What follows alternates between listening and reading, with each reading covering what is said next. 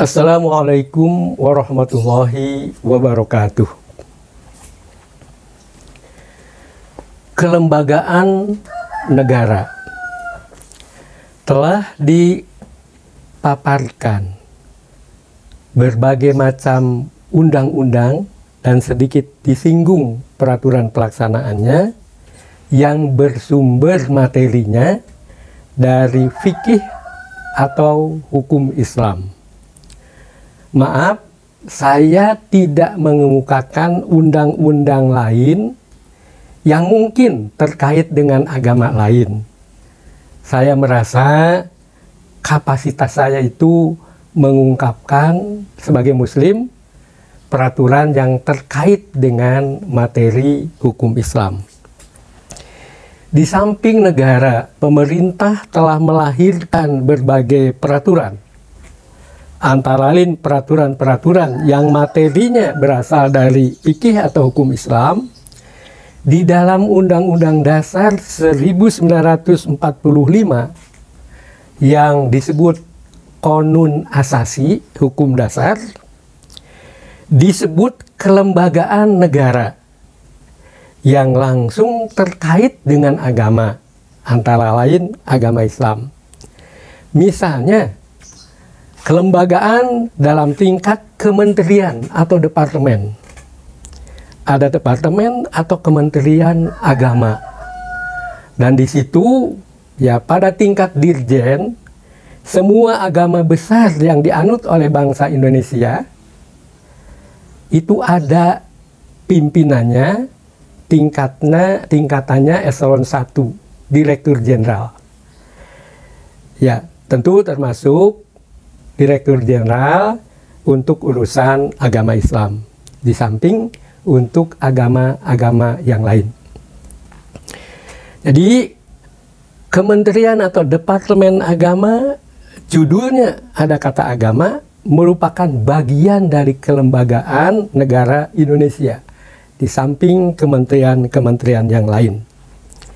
Juga ada peradilan agama. Peradilan agama ini juga masuk lembaga negara. Ya. Lalu dalam Undang-Undang Sistem Pendidikan Nasional itu disebutkan bahwa pendidikan agama dari tingkat dasar sampai perguruan tinggi ada sekolah-sekolah dan perguruan tinggi yang mengembangkan materi ajaran agama. Antara lain materi ajaran agama mulai dari malah TK, SD, sampai ke institut dan universitas. Nah, ini kelembagaan. Jadi dilihat dari undang-undang, banyak undang-undang yang materinya bersumber dari hukum Islam, dan di dalam kelembagaan juga agama diberi wadah, mendapatkan bagian. Ada Kementerian Agama, Peradilan Agama, dan pendidikan agama negeri itu dari tingkat dasar sampai perguruan tinggi.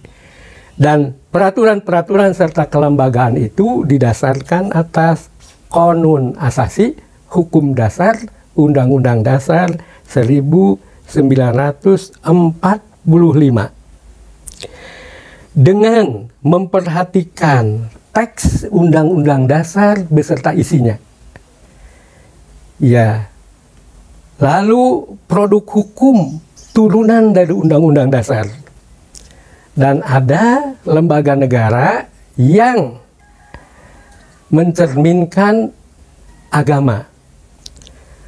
Maka saya pernah menarik kesimpulan bahwa Undang-Undang Dasar 1945 sejauh teks atau naskahnya adalah Islami.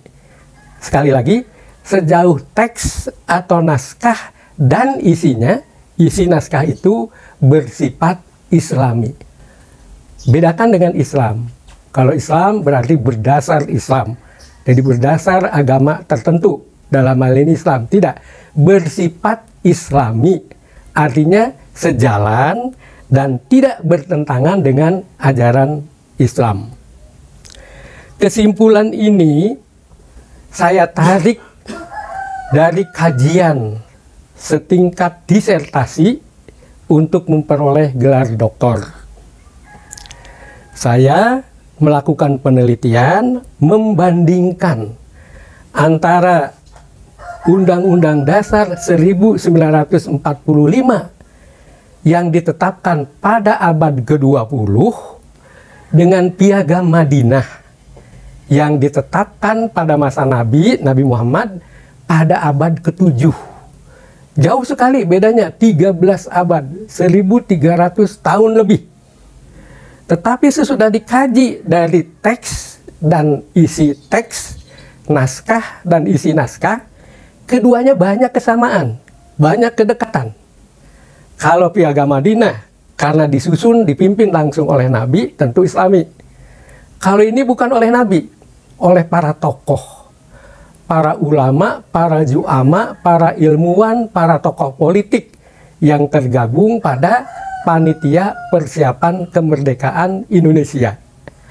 Panitia ini bisa merumuskan, melahirkan, dan mengesahkan Undang-Undang Dasar 1945 yang sesudah saya kaji dari berbagai aspek, dan nanti aspek-aspek itu akan dirinci lebih lanjut. UUD 45 adalah sejalan. Tidak ada naskah, teks, dan isinya yang nyata-nyata bertentangan dengan agama. Dalam hal ini agama Islam. Karena itu saya mengambil kesimpulan Undang-Undang Dasar 1945 adalah Undang-Undang Dasar yang Islami. Ya, buku disertasi ini diterbitkan oleh Universitas Indonesia dan oleh Sinar Grafika.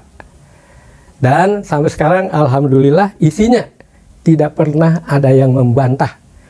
Dan saya diangkat sebagai guru besar oleh Menteri Pendidikan dan Kebudayaan waktu itu Profesor Dr. Wardiman Djojonegoro, guru besar dalam fikih siasah. Assalamualaikum warahmatullahi wabarakatuh.